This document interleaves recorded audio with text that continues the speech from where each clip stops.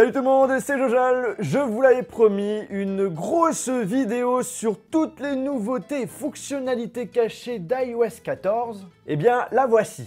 Actuellement, c'est une version bêta, elle sortira publiquement en version officielle courant septembre lors de la présentation des futurs iPhones. Futurs iPhones que j'ai hâte de découvrir et je pense que je suis pas le seul. Si c'est toujours pas fait, je vous invite à vous abonner à la chaîne YouTube et d'appuyer sur le bouton cloche. Comme ça, vous êtes sûr d'être les premiers alertés lorsque les nouveaux iPhones arriveront. Pour ceux qui aimeraient installer la version bêta d'iOS 14, c'est possible. Je vous mettrai un petit tuto dans la description pour vous expliquer comment faire. Mais je vous déconseille de le faire parce que voilà, il y a des bugs, des incompatibilités avec des applications que vous utilisez. En tout cas, avant l'installation, faites une sauvegarde de vos données. Comme ça, si vous le restaurez, vous n'aurez rien perdu à part du temps. Pour information, iOS 14 sera compatible avec tous les iPhones à partir de l'iPhone 6S. Aussi pour l'iPhone SE de première génération et de deuxième génération. Et pour finir, vous pourrez aussi l'installer sur votre iPod Touch de 7e génération. Au total, ici, je vais vous lister une soixantaine de nouveautés. Je vais essayer d'éviter les blablas inutiles pour que la vidéo ne soit pas trop longue.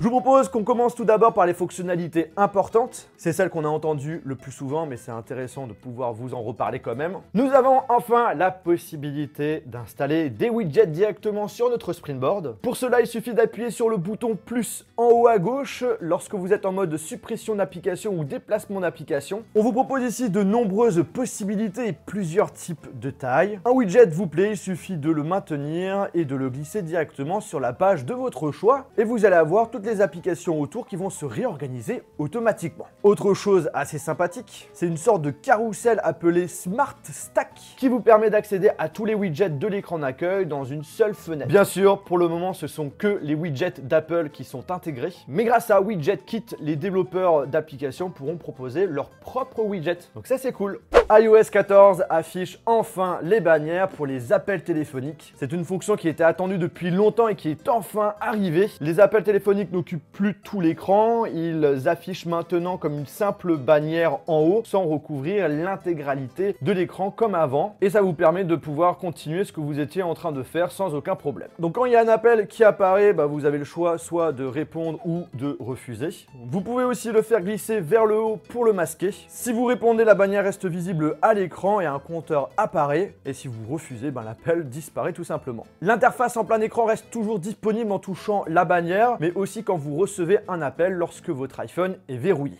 Apple a décidé de lancer son propre tiroir d'applications qu'ils ont appelé App Library. L'objectif, c'est de pouvoir gérer de façon hyper simple les icônes de votre Springboard. Adieu les nombreuses pages à parcourir pour retrouver l'application que vous souhaitez ouvrir. La fonction App Library se retrouve directement tout à droite et regroupe automatiquement les applications par catégorie ou par ordre alphabétique et même par des suggestions selon l'heure ou vos habitudes qui seront faites. Vous avez maintenant aussi la possibilité de masquer les pages de l'écran d'accueil que vous faites habituellement défiler. Il suffit tout simplement d'activer le mode suppression déplacement des icônes et appuyer sur les points au-dessus du dock. À vous ensuite de choisir quelle page vous allez cacher. Même chose pour les icônes des applications, vous pouvez également les cacher du Springboard puisque dans tous les cas vous allez les retrouver directement sur App Library, pas besoin de les supprimer. D'ailleurs pour information, petite fonctionnalité cachée, quand on télécharge une application, vous avez la possibilité dans les réglages de choisir que cette application apparaisse directement sur le Springboard comme on avait l'habitude avant, ou soit le fait qu'elle s'ajoute directement sur App Library, mais pas sur le Springboard. Aussi dans les réglages, vous avez la possibilité, si vous le souhaitez dans App Library, de cacher directement les badges d'application. Gros changement avec Siri, l'assistant vocal d'Apple a le droit à son petit lifting, son interface graphique est simplifiée, une petite bulle pourra apparaître en bas de la page avec une animation, et ça s'affichera sans avoir à passer par l'écran noir, et les réponses peuvent s'afficher par une simple notification. Et elle peut aussi envoyer des messages audio. Apple intègre une nouvelle application Translate qui permet tout simplement de pouvoir traduire des messages écrits et même oraux. Ça marche avec 11 langues et vous avez le français. La gestion de la traduction se fera directement dans l'iPhone pour protéger les données personnelles et vous pouvez aussi l'utiliser hors connexion. Il faudra tout simplement télécharger les différents packages de langues. Après, on va pas se mentir, ça ressemble beaucoup à Google Translate. L'image dans l'image, ça c'est une fonctionnalité qui avait été beaucoup demandée. Ça existe depuis super longtemps longtemps sur certains smartphones Android. On l'a également sur l'iPad. L'iPhone aura dû attendre 2020 pour avoir cette fonctionnalité PIP, Picture in Picture. Alors c'est pas la taille des nouveaux iPhones qui empêchait Apple de faire cela, mais voilà, c'est une révolution. Quand votre vidéo est en lecture, vous avez la possibilité de le faire afficher directement dans l'accueil. On aura une vignette flottante qui permet tout simplement de continuer à regarder la vidéo tout en faisant autre chose. Par exemple, si vous devez répondre rapidement à un message ou vérifier une heure de rendez-vous. La vignette PIP peut être déplacée dans les 4 coins de l'écran et agrandie pour occuper toute la largeur. Dans ce format étiré, on peut la mettre tout en haut ou tout en bas de l'écran. Celle-ci aussi peut afficher les contrôles de lecture pour mettre en pause, avancer de 15 secondes et voir la jauge de progression de la vidéo.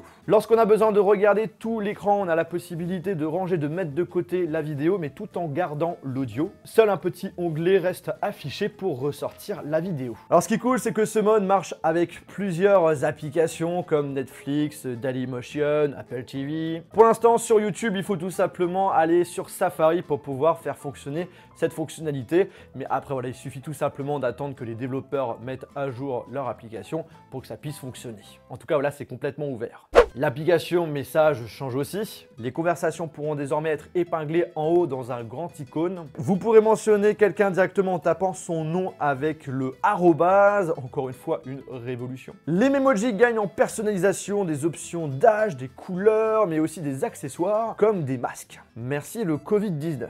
L'App Store propose une nouvelle fonctionnalité App Clips qui permet d'accéder à un contenu, une fonctionnalité d'une application sans l'avoir vraiment téléchargée. Il suffira tout simplement de scanner un QR code ou d'utiliser le NFC qui permettra d'accéder à cette application light qui ne doit pas dépasser plus de 10 mégas. Bien entendu, après, si vous voulez l'installer, vous pouvez le faire, mais ce n'est pas une obligation.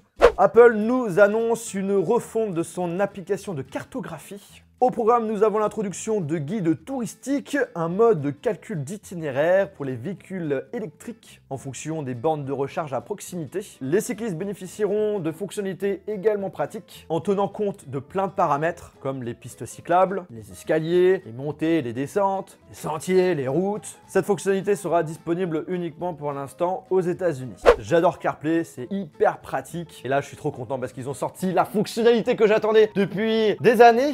La possibilité de modifier les fonds d'écran. Yes! Non, sérieusement, le gros changement, c'est la fonctionnalité Car Key, qui n'est pas vraiment nouveau puisqu'on le voyait dans le code source d'iOS 13.4, qui permet notamment le verrouillage, le déverrouillage de sa voiture avec son iPhone. Le tout grâce au NFC, il suffit tout simplement de mettre le téléphone près de la poignée et bim, vous pouvez rentrer dedans. Mais dans le futur, grâce à la puce U1, il suffira tout simplement d'avoir l'iPhone dans la poche pour pouvoir rentrer dans la voiture. En ce qui concerne la compatibilité, ça fonctionne avec un des modèles de BMW pour l'instant, ou BMW pour les Belges. Voilà en gros toutes les grosses nouveautés importantes d'iOS 14. Là, ce que je vous propose maintenant, c'est de rentrer plus dans les détails, notamment les fonctionnalités cachées, ce que nous a pas présenté Apple.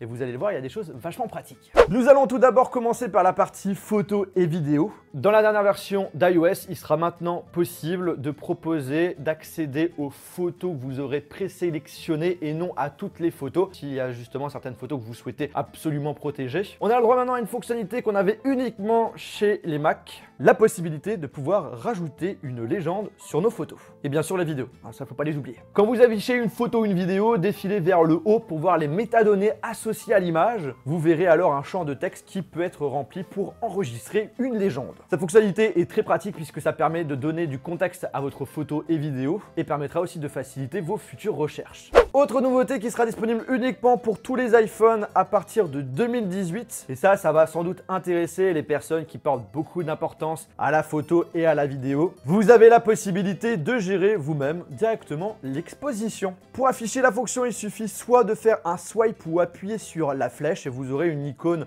plus, moins, appuyez dessus et le tour est joué.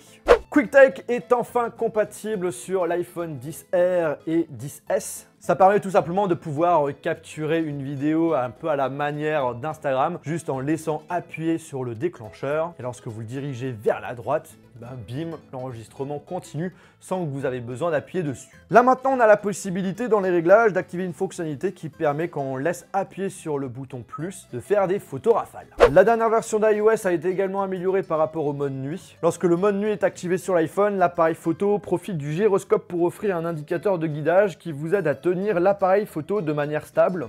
Miroir, mon beau miroir, dis-moi qui est la plus belle. Dans iOS 14, vous allez enfin pouvoir faire des selfies en miroir qui reflètent la prévisualisation de la caméra frontale plutôt que des selfies inversés. Pour cela, il suffit d'aller dans les paramètres appareil photo et d'activer mise en miroir de la caméra avant. Autre changement en ce qui concerne la vidéo, mais surtout pour la lecture vidéo, notamment par exemple sur YouTube, eh bien la qualité était bridée. Vous ne pouvez pas dépasser le Full HD. Mais maintenant, il sera possible de regarder du contenu en 4K, 60 fps et même en HDR. Alors sur les nouveaux iPhones, il y avait une fonctionnalité vachement cool sur la partie vidéo. On pouvait modifier directement dans l'application appareil photo. On pouvait changer la résolution ainsi que la fréquence d'image et on ne les avait pas sur les anciens appareils. Maintenant, avec iOS 14, ça sera le cas. Ensuite, Apple, avec iOS 14, a optimisé l'application appareil photo. Déjà, l'app est rapide de plus de 90% pour prendre des photos et la lecture de QR code est beaucoup plus pratique. Message FaceTime. Alors, Apple avait introduit ça en version bêta sur iOS 13 et là, c'est réapparu sur la version bêta d'iOS 14. À voir si ça va être une version finalisée. Elle se nomme Contact Visuel et permet tout simplement, lorsque vous faites un appel FaceTime, au lieu que la personne ait l'impression que vous regardez votre écran et pas l'objectif, eh bien l'utilisateur aura l'impression que vous le regardez, tout simplement. Je vous ai parlé de la fonction Picture in Picture avec la vidéo, mais c'est également le cas pour FaceTime. En plus d'avoir la possibilité de faire des vidéoconférences en Full HD, eh bien vous allez pouvoir faire vos appels tout en faisant autre chose. Si par exemple, voilà, vous avez envie de voir une information sur l'agenda, vous pouvez le faire. Donc ça, c'est une fonctionnalité vachement pratique. iOS 14 est livré avec la même interface de recherche emoji que celle qui existe sur le Mac. Avec le sélecteur d'emoji, il est devenu assez simple de trouver des emojis spécifiques. Musique et AirPods. Pas mal de choses intéressantes pour les AirPods et pour l'application musique. Déjà, l'interface de l'application a complètement changé. C'est beaucoup plus simple, beaucoup plus intuitif, plus beau visuellement. Une fonction pratique s'appelle tout simplement lecture automatique. Au lieu d'arriver à la fin d'une musique ou d'une playlist, eh bien, on vous remet à chaque fois une autre musique pour que ça ne s'arrête jamais. Aussi, petite fonctionnalité intéressante, dès que vous lancez une musique, vous avez le mode karaoké qui s'active. Apple a décidé de donner accès aux API des AirPods. On va pouvoir accéder à l'orientation, à l'accéléromètre, au taux de rotation. Ça pourrait être utile pour, par exemple, des jeux de fitness, pour pouvoir avoir des données un petit peu plus détaillées sur vos différentes séances de sport, par exemple. Bientôt, pourquoi pas, une application Just Dance spéciale AirPods. Vous allez désormais avoir une notification lorsque les AirPods n'ont plus de batterie. Comme ça, vous savez vraiment quand il faut les recharger. Les AirPods peuvent passer d'un appareil à un autre hyper rapidement. Ça sera disponible pour les AirPods Pro, AirPods de deuxième génération, mais également sur certains produits Beats. Ça permet tout simplement de reprendre instantanément le son audio d'un appareil vers un autre. Grâce à iOS 14, les AirPods Pro auront une nouvelle fonctionnalité Spatial Audio qui offrira un son 3D comme si vous étiez au cinéma. Et ce n'est pas tout, il y aura aussi la prise en charge du Dolby Atmos. Donc vous aurez la possibilité de profiter de cette technologie en regardant votre série compatible avec, par exemple sur l'Apple TV. Un changement bienvenu, il est possible d'avoir une petite bannière de notification en haut avec l'option de connexion du nom de l'appareil Bluetooth. Plus besoin de retourner sur le Control Center pour voir quel appareil a été connecté en Bluetooth. Vous pouvez maintenant, grâce à vos AirPods, connaître exactement les décibels de ce que vous êtes en train d'écouter et de ce qui vous entoure. Pour cela, ça se passe directement dans le Control Center, mais il faudra d'abord l'activer dans les réglages. Santé et sommeil, ça en général on en parle très rarement. L'application Santé propose une liste de contrôles qui vous permet de gérer facilement les informations relatives à la santé et à la sécurité. Elle propose des types de données pour plusieurs informations importantes, notamment l'électrocardiogramme, les symptômes, les dossiers de santé, la mobilité, etc., etc. Vous pouvez définir l'objectif de sommeil dans l'application Santé et celle-ci activera le mode retour au calme pendant le temps temps défini. Le mode sommeil peut simplifier votre écran de verrouillage à l'heure du coucher prévu et le mode retour au calme va réduire les distractions et vous aider à vous détendre. Ces deux modes activent automatiquement ne pas déranger et si vous voulez activer et désactiver rapidement le mode sommeil, ça se passe dans le Control Center.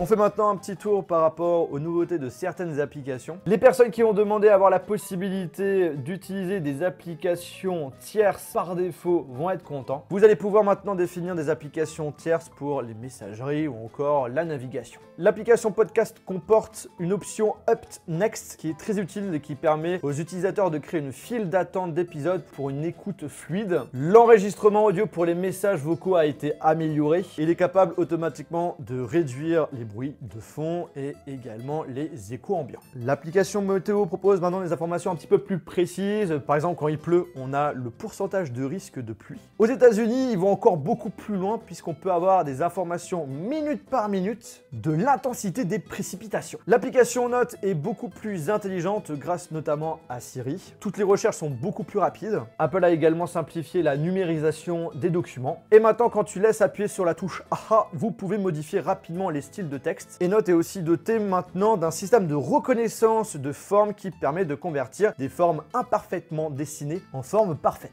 On peut maintenant faire des recherches directement dans les stockages de l'iPhone ou d'iCloud. Ça vous permettra de faire le ménage beaucoup plus facilement. Safari sur iOS 14 a le droit à une grosse amélioration grâce à un nouveau moteur JavaScript. Niveau performance, on est 2 fois plus performant que sur Chrome avec un téléphone sous Android 10. L'application de rappel a également fait l'objet de quelques améliorations. Elle est désormais dotée d'une option de saisie rapide et de suggestions intelligentes qui rendent la saisie de nouveaux rappels plus rapide. Contrairement à ce qui se passait auparavant, les membres de la liste partagée peuvent choisir de s'attribuer des rappels pour mieux se répartir les tâches et il est aussi possible d'éditer plusieurs rappels en une seule fois. Siri Raccourci a reçu quelques changements bienvenus. Vous pouvez maintenant régler l'automatisation lorsque l'appareil est en charge ou utilise le mode économie d'énergie. Par exemple, vous pouvez configurer Siri pour activer ne pas déranger lorsque l'iPhone est en mode faible consommation de batterie. Les raccourcis Siri prêts à l'emploi dans le menu de la galerie montrent maintenant des vignettes plus grandes et on a plus d'informations. Ça commence à être plus clair, mais c'est pas encore ça. On a une nouvelle interface utilisateur dans l'horloge pour l'ajout d'une alarme où cette fois-ci c'est plutôt une bulle alors qu'avant c'était plutôt un réglage par roue. Pas mal de changements intéressants en ce qui concerne la sécurité et la localisation. Déjà, on a un nouvel indicateur lorsqu'une application utilise votre caméra ou votre microphone en arrière-plan. Le système affichera un minuscule point vert à côté de l'icône Wi-Fi lorsque par exemple l'appareil utilise l'appareil photo. Et vous aurez un point orange lorsque vous avez l'application qui utilise votre microphone. Dans iOS 14, à chaque fois que vous allez vous connecter à un réseau Wi-Fi, vous allez obtenir une option appelée Use Private Address qui empêche les opérateurs de réseau de suivre votre iPhone. Ça se passe directement dans les paramètres du Wi-Fi. Dans Safari, lorsque vous visitez un site web et quand vous tapez sur le menu des polices dans la barre d'adresse, l'option rapport de suivi s'affiche. Le rapport affiche les trackers connus, les sites web qui ont contacté les trackers et plus encore. Vous pouvez donc savoir quel site vous a traqué et combien Safari en a bloqué. Encore pour Safari, et ça fonctionne uniquement pour l'instant aux États-Unis, on peut nous traduire automatiquement une page web. L'application fichier pour iOS 14 prend en charge maintenant les lecteurs externes qui utilisent le cryptage APFS. APFS offre des meilleures performances en ce qui concerne les copies et gestion de fichiers. Dans le porte-clés iCloud, iOS 14 avertit les utilisateurs de la violation des données et des fuites potentielles de mots de passe. Il affichera le compte et vous fournira le lien pour changer le mot de passe sur le site web. Sur iOS 14, certaines applications peuvent vous demander votre position exacte. L'option est activée automatiquement pour les applications de type voyage, comme par exemple Uber, même pour tout ce qui est bouffe, du style Uber Eats, Deliveroo. Si vous désactivez l'option, l'application pourra connaître votre position, mais approximatif. iOS 14 affichera une bannière de notification en haut lorsqu'une application ou un widget lira les données de votre presse-papier. Par exemple, si vous copiez du texte depuis Safari et que vous le copiez dans Notes, une notification apparaîtra avec la mention Notes à coller depuis Safari. Et maintenant, on finit avec tout ce qui est accessibilité et Control Center. C'est en général ici où on a des petites fonctionnalités assez sympathiques. Déjà, il y a une fonctionnalité que vous avez adoré sur Twitter, également sur TikTok, parce que oui, je suis sur TikTok pour ceux qui ne le savent pas. J'en parle très rarement, c'est tout simplement Monsieur Jojol, MR Jojol. Si vous voulez me suivre, vous pouvez. En gros, vous avez la possibilité d'activer certaines fonctionnalités juste en double tapant ou en appuyant 3 fois sur le dos de votre smartphone. Par exemple, pour lancer Siri ou pour faire une capture d'écran, c'est vous qui choisissez. Le centre de contrôle dispose désormais d'une interface mise à jour pour la fonction d'agrandissement. iOS 14 a ajouté un nouveau bouton pour la reconnaissance du son dans le centre de contrôle. Il est conçu pour écouter en permanence certains sons et vous avertit lorsque des sons sont reconnus. Ça marchait? VoiceOver, célèbre lecteur d'écran pour la communauté des aveugles, peut désormais reconnaître automatiquement ce qui est affiché visuellement à l'écran. Bien que cette fonctionnalité a l'air de pas vous intéresser et pas forcément important pour tout le monde, pour les malvoyants, c'est quelque chose d'hyper intéressant. Vous avez la possibilité de désactiver, quand vous êtes en mode silence, le retour audio quand vous activez Siri. Ça peut en effet être pratique parce que le nombre de fois que j'active Siri sans faire exprès, voilà. Et ensuite, toute dernière fonctionnalité, ouais je vous ai dit, il y en a quand même pas mal. Avec la dernière version d'iOS, il sera possible de pouvoir accéder à vos scènes HomeKit préférées directement dans le Control Center. Voilà, on arrive à la fin de cette vidéo. J'espère vraiment que ça vous a plu, que ça vous a intéressé. Si c'est le cas, je vous invite vraiment à lâcher un gros pouce bleu. N'hésitez pas à me dire en commentaire justement quelle est la fonctionnalité qui vous a le plus plu. Moi, celle qui m'a le plus impressionné, c'est celle où en double tapant sur le dos ou en appuyant 3 fois sur le dos, eh bien ça active une certaine fonctionnalité. Sur ce, si c'est toujours pas fait, je vous invite à vous abonner à la chaîne YouTube si vous le souhaitez. Vous pouvez également partager cette vidéo à vos amis ou membres de famille qui s'intéressent à iOS 14. Et sinon, on se retrouve dans une prochaine vidéo. Salut!